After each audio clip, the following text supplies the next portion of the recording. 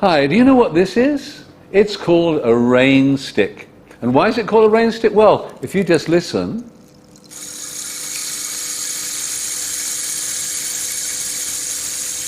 Tiddalik lived in a pond. And he was one day feeling rather thirsty. And he drank. So he began. And he drank. And the lake, which had been so big, grew smaller and smaller and smaller. And Tiddalik. And smaller.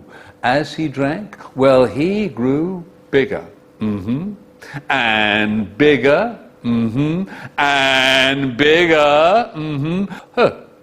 Until he wasn't just big, he was huge.